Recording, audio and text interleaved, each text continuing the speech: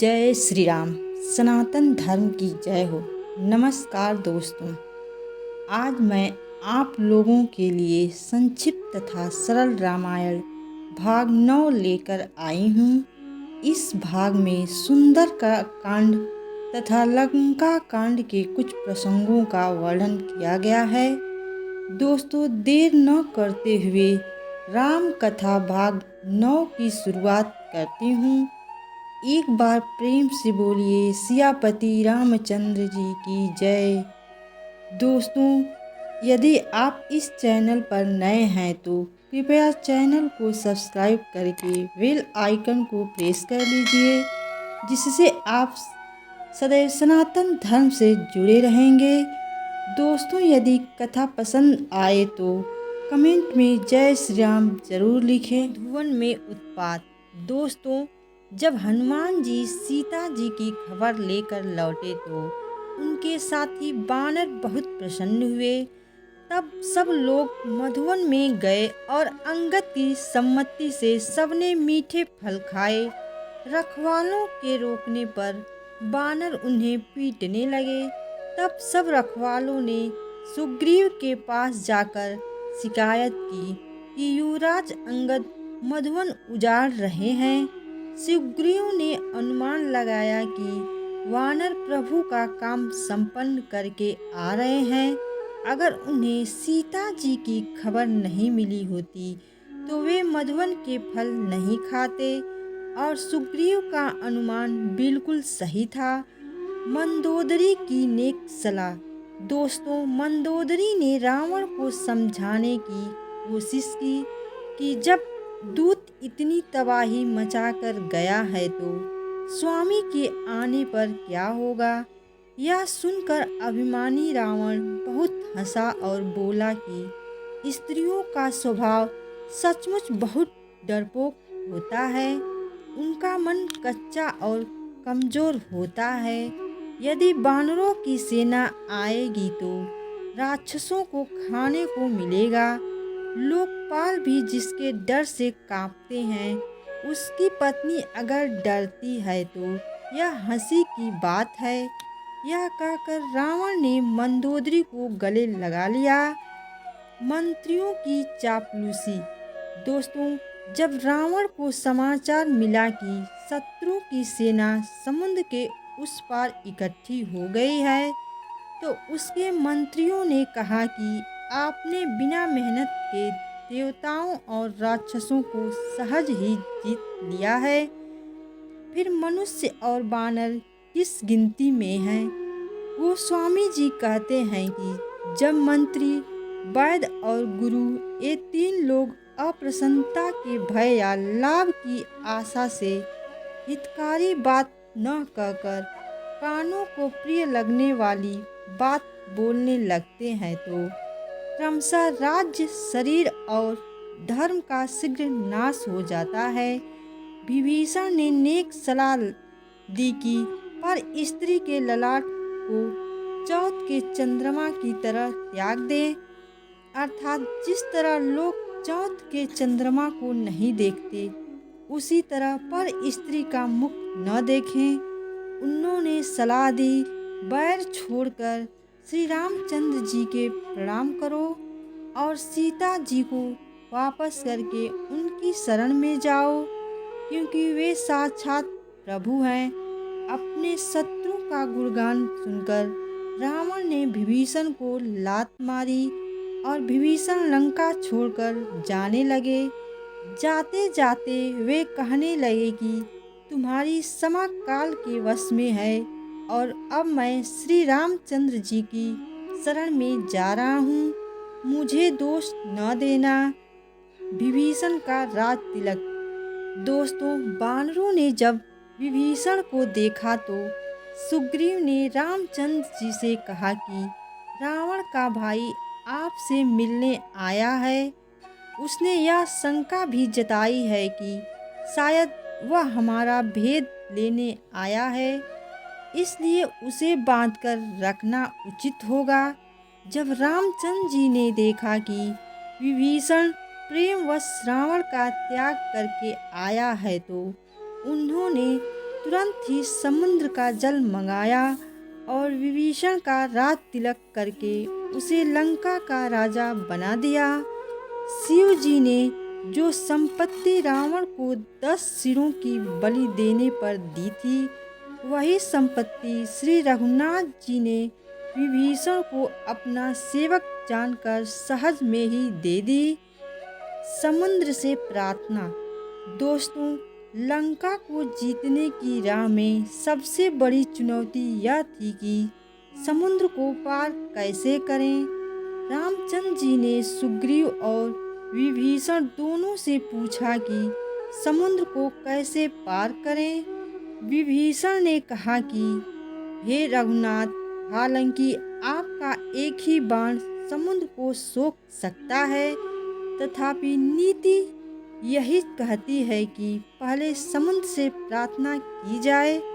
समुद्र अवश्य ही कोई ऐसा उपाय बता देगा जिससे रीछों और बानरों की सारी सेना बिना मेहनत के समुद्र के पार उतर जाएगी। रामचंद्र जी ने कहा कि यदि दैव सहायक हो तो यही उचित है। यह सलाह लक्ष्मण जी को पसंद नहीं आई। वे बोले, क्रोध करके समुद्र को सुखा डालें। उन्होंने कहा, दैव का क्या भरोसा, यह दैव तो कायर के मन की तसल्ली देने का तरीका है। आलसी लोग ही दैव दैव पुकारते हैं। कादर मन कहूँ एक अधारा, दैव दैव आलसी पुकारा। रामचंद्र जी का क्रोध। दोस्तों, जब 3 दिन की प्रार्थना के बाद भी समुद्र ने प्रार्थना स्वीकार नहीं की तो रामचंद्र जी क्रोधित हो गए और बोले कि भय दिखाए बिना काम नहीं होता है। बोले, राम सकोप तब भय बिन होई न प्रीति। उन्होंने लक्ष्मण जी से धनुष बाण लाने को कहा ताकि वे अग्नि बाण से समुद्र को सुखा दें। रामचंद्र जी के धनुष चढ़ाते ही और भयानक अग्नि बाण का संधान करते ही समुद्र के अंदर के जीव व्याकुल हो उठे और तब समुद्र सोने के थाल में रत्न भरकर ब्राह्मण के रूप में बाहर आया। समुद्र ने प्रभु के चरण पकड़कर कहा, हे नाथ, आकाश, वायु, अग्नि, जल और पृथ्वी ये स्वभाव से ही जड़ होते हैं, अतः इसमें मेरा कोई दोष नहीं है। तब रामचंद्र जी ने समुद्र से उपाय पूछा कि बानरों की सेना किस तरह समुद्र लांघ सकती है। समुद्र ने कहा कि नील और नल नामक 2 बानर भाइयों को यह वरदान मिला हुआ था कि उनके छूने से पत्थर तैर जाएंगे। समुद्र ने कहा कि उनके छूते ही भारी भारी पहाड़ भी आपके प्रताप से समुद्र पर तैर जाएंगे। दोस्तों, अब मैं यहाँ से लंका कांड शुरू करूँगी। राम सेतु निर्माण। दोस्तों, जब समुद्र पार जाने के लिए सेतु बन रहा था, तब रामचंद्र जी ने शिवलिंग की स्थापना की और कहा कि जो मनुष्य रामेश्वर जी का दर्शन करेंगे वे मेरे लोक को जाएंगे। जो गंगा जल लाकर इन पर चढ़ाएगा वह मुक्ति पा लेगा। जो मेरे बनाए सेतु का दर्शन मात्र करेगा वह बिना मेहनत के संसार रूपी समुद्र से तर जाएगा। नल और नील ने ही 5 दिनों में सेतु बांधकर उसे मजबूत बना दिया। यह सेतु 48 किलोमीटर लंबा था, लेकिन इसे 5 दिनों में बनाना इस बात का प्रमाण था कि नल नील कितने कुशल कारीगर थे। अंगद दूत बनकर गए। दोस्तों, जब रामचंद्र जी की सेना समुद्र पार करके लंका के बाहर पहुंच गई तो उन्होंने बाली पुत्र अंगद को अपना दूत बनाकर भेजा। साथ ही उन्होंने हिदायत दी कि शत्रु से वही बातचीत करना जिससे हमारा काम हो और उसका कल्याण हो। लंका में घुसते ही अंगद का रावण के पुत्र से झगड़ा हो गया और अंगद ने उसका वध कर दिया। नगर भर में कोलाहल मच गया कि जिस वानर ने लंका जलाई थी वह फिर आ गया है। तब अंगद ने रावण से कहा कि वह बाली का पुत्र है। जब रावण ने कहा कि वानरों और इंसानों में उसे कोई बलशाली नहीं लगता, केवल लंका को जलाने वाला हनुमान ही महाबलशाली है। यह सुनकर अंगद ने कहा कि तुम महान योद्धा कहकर जिसकी प्रशंसा कर रहे हो वह तो सुग्रीव का अदना हरकारा है। वह ज़्यादा वीर नहीं है। उसे तो हमने केवल खबर लेने के लिए भेजा था। इस तरह की बातें करके अंगद रावण का मनोबल कम कर रहा था। अंगद ने कहा कि क्या सचमुच ही उस वानर ने प्रभु की आज्ञा के बिना ही तुम्हारा नगर जला डाला?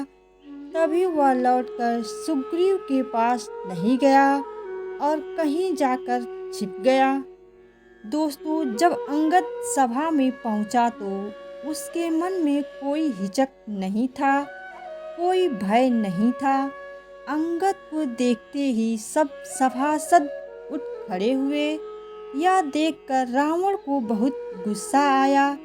जब अपने ही पक्ष के लोग शत्रु को सम्मान दे तो भावनात्मक आघात लगता है।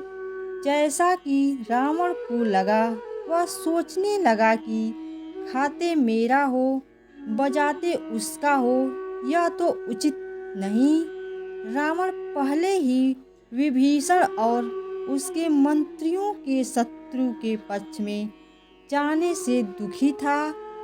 इसलिए सभासदों के इस व्यवहार को देखकर वह तिलमिला गया। रावण के मनोबल पर चोट। दोस्तों, अंगद ने रावण की सभा में जाकर कहा, मैंने जितने रावण और कानों से सुन रखे हैं उन्हें सुन। एक रावण बलि को जीतने पाताल में गया था। वहाँ बच्चों ने उसे घुड़साल में बांध दिया था और खेल खेल में जाकर उसे मारते थे। बलि ने दया करके उसे छुड़ा दिया। एक रावण को सहस्त्रबाहु ने देखा और तमाशे के लिए उसे घर ले गया। तब पुलस्त मुनि ने जाकर उसे छुड़ाया। एक रावण तो बहुत दिनों तक बाली की काख में दबा रहा था। अंगद ने व्यंग्य के सहारे रावण की पुरानी असफलताओं को गिनाया ताकि रावण हीन भावना से ग्रस्त हो जाए। सियापति रामचंद्र जी की जय। दोस्तों, आगे की राम कथा आप लोगों को अगले वीडियो में मिलेगी। नमस्कार दोस्तों, राम कथा भाग 9 आप लोगों को कैसी लगी कमेंट करके ज़रूर बताएं। अभी तक चैनल को सब्सक्राइब नहीं किए हैं तो कृपया चैनल को सब्सक्राइब कर लीजिए। यदि आप श्री राम जी के सच्चे भक्त हैं तो कमेंट में जय श्री राम जरूर लिखें। जय श्री राम।